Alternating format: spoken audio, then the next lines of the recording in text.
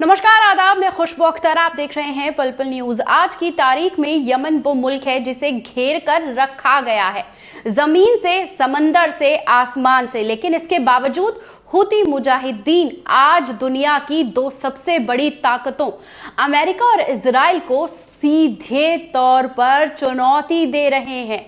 एक तरफ 24 घंटे के अंदर 2 मिसाइली हमले, तामरा और हैफा में धमाके, आग और चारों तरफ दहशत फैल गई है। दूसरी तरफ सवाल यह है कि जब हवाई, जमीनी और समुद्री रास्ते बंद हैं तो क्या वाकई ईरान की मदद यमन तक पहुंच रही है या ये सब एक सियासी बहाना है? क्या ये सब गजा की नस्लकुशी को छुपाने की कोशिश है या फिर एक और जंग की तैयारी शुरू हो चुकी है? आज हम इन तमाम सवालों के जवाब लेकर आए हैं दोस्तों। फील्ड रिपोर्ट्स, यमनी एक्टिविस्ट की गवाही और वो सब हकीकत जो दुनिया से छुपाई जा रही है। कैसे इजराइल पर हमले हुए हैं, एक बार इस वीडियो पर नजर डाल लीजिए, क्योंकि ये सच्चाई आपको कोई और नहीं दिखाना चाहता।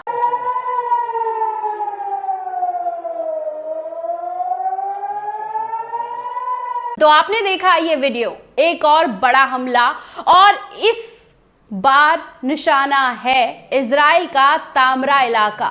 यमन के हूती लड़ाकों ने आज दूसरी बार इजराइल पर बैलिस्टिक मिसाइल दाग दी है। ये हमला उस वक्त हुआ जब अमेरिका और उसके सहयोगी देशों ने यमन पर भीषण हवाई हमले कर रखे हैं, लेकिन इन तमाम हमलों के बावजूद हूती रुक नहीं रहे हैं और इस बार मिसाइल सीधे तामरा के पास आकर गिरी, जिससे पूरे इलाके में भयंकर आग फैल गई है। दोस्तों, दमकल टीमें आग पर काबू पाने की कोशिश में लगी है, लेकिन सोशल मीडिया पर जो वीडियो सामने आ रहे हैं, एक बार उस पर नजर डाल लीजिए।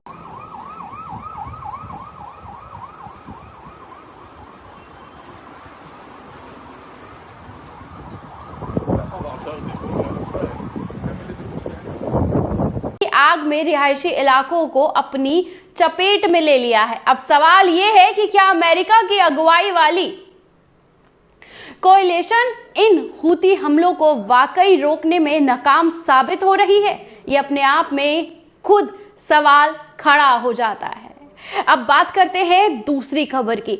हूती मिसाइलों ने हैफा पर दूसरा वार किया है। यमन की मिसाइल्स फोर्स ने आज एक और बड़ा सैन्य हमले को अंजाम दिया है, जिसमें इजराइल के कब्जाशुदा शहर हैफा के अहम मिलिट्री ठिकानों को हाइपरसोनिक मिसाइलों से, बैलिस्टिक मिसाइलों से निशाना बनाया गया है। हूती प्रवक्ता ब्रिगेडियर जनरल याहिया सारी ने ऐलान किया है कि आज का ये दूसरा मिसाइली हमला था और इसे फिलिस्तीनी 2 हाइपरसोनिक मिसाइल से अंजाम दिया गया है। उन्होंने पुष्टि की है कि मिसाइल ने टारगेट को पूरी सटीकता के साथ एकदम सही निशाने पर हिट किया है। इजराइल का डिफेंस सिस्टम इसे रोकने में नाकाम रहा है और इस हमले के बाद पूरी उत्तरी फिलिस्तीन में दहशत फैल गई है। 250 से ज्यादा इलाके, जिसमें हैफा, अल नासिरा, अफूला और वादी अरा शामिल हैं, वहां एयर रेड सायरन बजने लगे हैं। एक बार इस वीडियो पर भी नजर डाल लीजिए।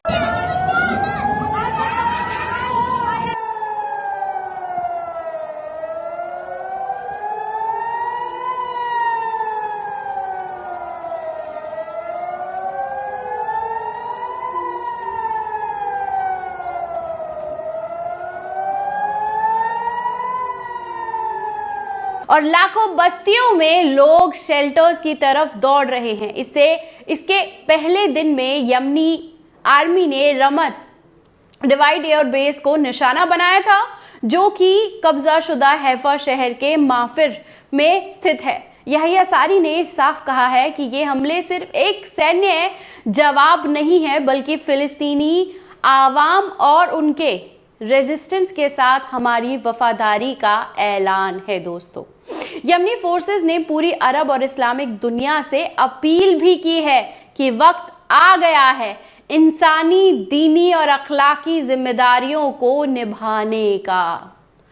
गजा पर जो नस्लकुशी हो रही है उसे रोकने का वक्त आ गया है और नाकेबंदी को खत्म करवाइए। यहया सारी ने यह भी कहा है कि यमन की तरफ से रेड सी और अरब सागर के रास्ते इजराइल पर नेवल ब्लॉकेड उसके ऊपर लगाया जा चुका है।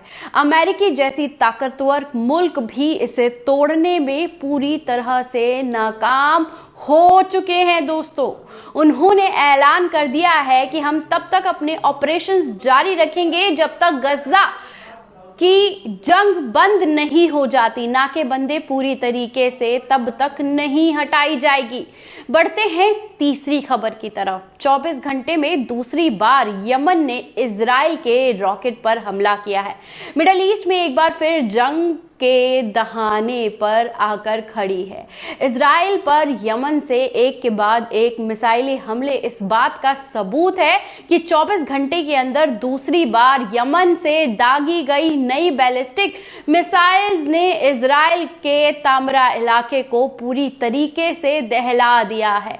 मिसाइल्स के टुकड़े गिरने से वहां आग लग गई और आसपास के लोग खौफजदा होकर शेल्टर्स की तरफ आगे बढ़ चुके हैं। इजरायली लीडर लाइबरमैन ने बयान दिया है, एक तरफ एक दिन में यमन से 2 रॉकेट और लाखों लोगों को शेल्टर्स में भागना पड़ा।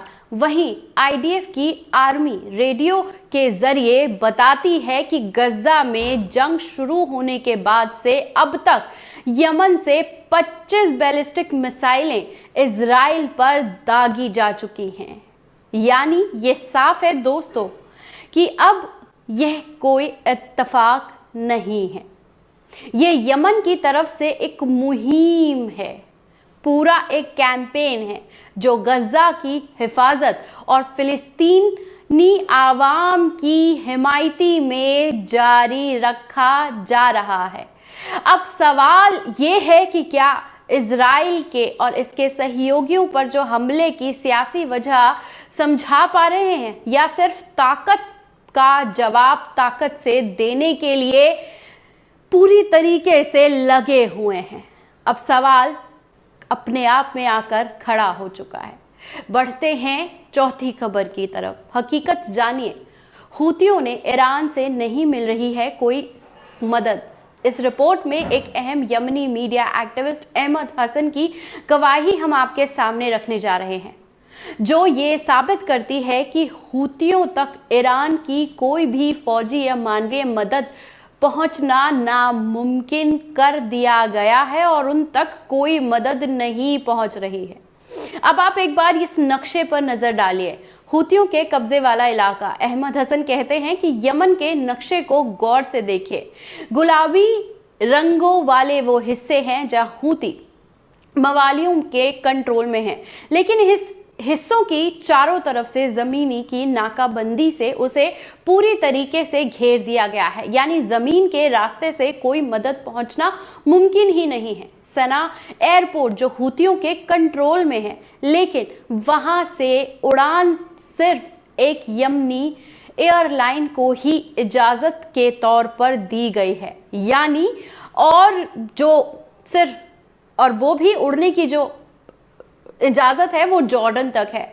अगर मुझे सऊदी अरब जाना है तो पहले मुझे जॉर्डन से सना जाना पड़ेगा और फिर वहां से दूसरी फ्लाइट लेकर मुझे सऊदी अरब पहुंचना होगा। यानी ना ईरान से कोई फ्लाइट, ना कोई राहत का काफिला, कुछ भी सीधे सना नहीं पहुंच सकता।